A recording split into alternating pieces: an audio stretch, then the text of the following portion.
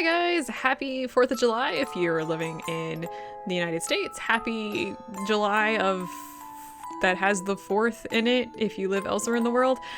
We're kind of done with Persona 5 Royal, so I wanted to show off the next Let's Play that we're going to be doing, which is going to be Disgaea 2 on the PC. We're going to be doing the PC edition because it's the easiest thing for me to do, and it's kind of the complete edition. It's got all of the stuff from the 2-3 editions and all the DLC, so you just get the whole thing, and I got it on sale. It's really cheap on Steam, so I just picked it up, and well, here it is. So we're going to be doing this game next.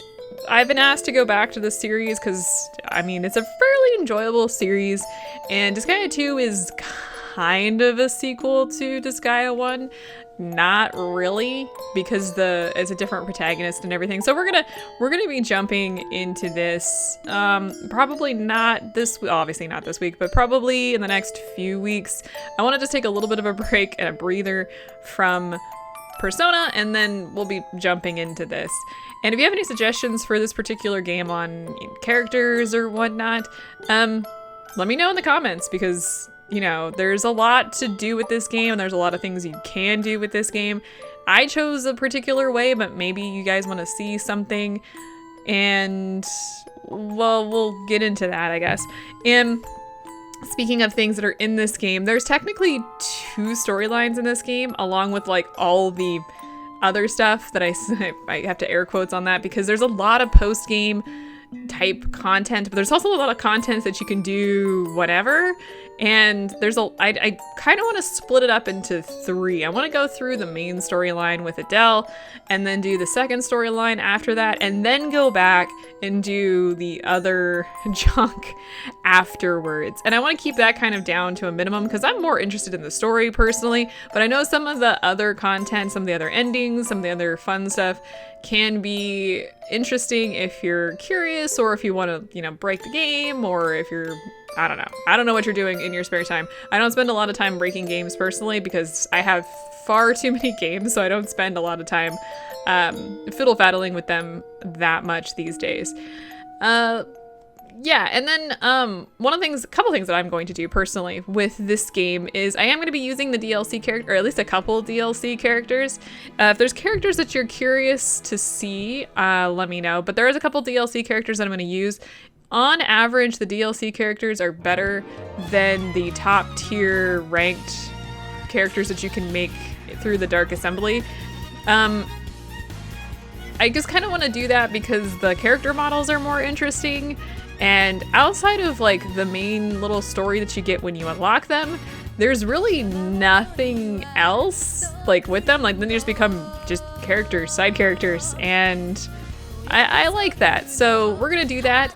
The other thing I'm gonna do is I have been playing around with using monster characters, and I just don't like them as party members. There's really nothing wrong with them, but I find that I don't like them. That includes the main characters that you get throughout the game. There are characters that you unlock that are monster type, that are like special models and stuff. I just don't like them. I don't know, let me know your thoughts on if I should use some of those some of those monster characters, if you guys want to see monster characters, or if the humanoid characters are enough. I don't know. Personally, I think the humanoid characters are just fine, but that's just a personal thought on the matter. Additionally, for the main storyline, at least for the just basic new game, I'm not going to be jumping in and like rushing through the tiers through the Dark Assembly. They've changed a few things in this game, and honestly, it makes it a little bit more difficult, and I'm not gonna really bother with it. I think one of the biggest issues with this game, and let me jump into the Dark Assembly so you guys can see, if you want to unlock new tiers or new types of characters, you have to unlock them through the Dark Assembly, which is actually not a problem. Like, for the most part, I've got this whole senator thing down to a T, which they've changed a little bit of it, which I actually really like in this particular game. So like this isn't a problem, and I want to show off all of these, but I don't want to have to like go up the tiers. So it's not like if you have a low level, you can unlock the higher level tiers without going through the mid-level tiers. I don't know if that makes any sense. Let me jump into, let's make a character. Can I show this? So, like here, these are all different. But like for the thief, for example, I'd have to unlock the second level. To unlock the third level, I have to reincarnate to the second level.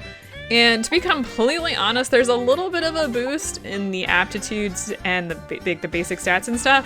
But for the most part, it's almost negligible when you look at like the time spent and having to re-level up your characters. So that's just a personal thing. In the post-game stuff, when you're going after like the big baddies and like really doing some stuff, that's different. But for the main story, it's almost pointless because you really don't need it. The main story is definitely like many other JRPGs where you can kind of just play through it to get the story, but if you want to do any of the extra stuff, then you're in a different party. I have nothing else to say. If you want to unlock monsters, you have to fight the monster and then you can make them. There are some really cool ones that you can unlock that are kind of, I don't know if they're new, to be honest, but they're really cool. I just don't like them in general. Like their stats tend to be iffy.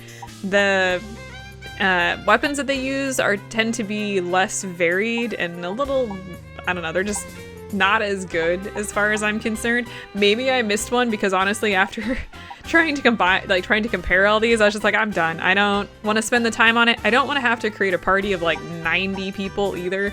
I say 90 is a kind of a sarcastic number, but anything after like 10 party members just gets to be unwieldy and like I don't want to have to deal with it. So instead of doing that, I just want to stick with probably 10 party members plus extras to like throw around the map.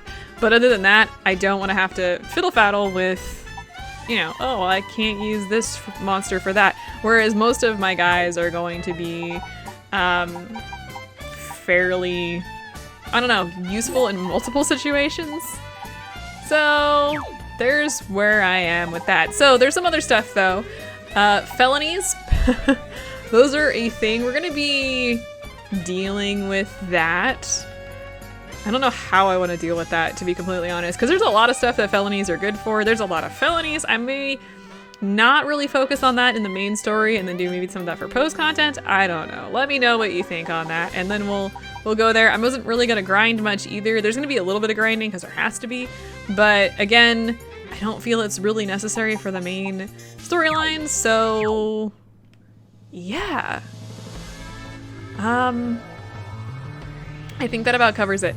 I was gonna say there are some of the additional DLC characters. I'm gonna show off the DLC characters that I'm going to use, and I might unlock the other DLC characters to show off the story, but then not actually save and or use those characters because you can't delete them. So they just fill up your, I was gonna say inventory, your person inventory, and I hate it. So I may not to keep those. I might just unlock them, show them off, and then reload a save. Hopefully that's not too big of a deal.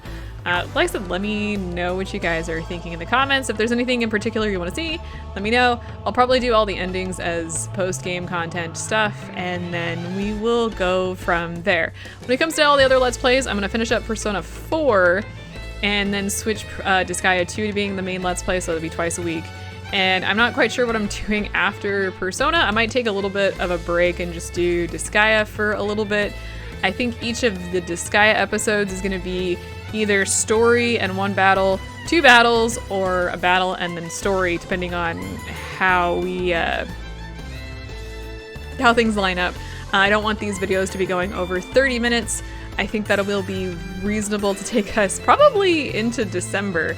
If you guys have any suggestions for other Let's Plays that you guys would like to see, let me know in the comments and we'll go from there. Additionally, if you're looking for other stuff, I do have another channel that I post just like art videos and stuff on. So if you're not really digging all of this Let's Play stuff, you know, jump into the description and head over there and I don't know, watch me paint, I guess. And that about takes care of it. Well, thank you all so much for watching today's short video on kind of what's going to be happening in the near term, and I will see you guys. I don't know, if you're not going to be watching this Let's Play, I hope to see you guys on another Let's Play.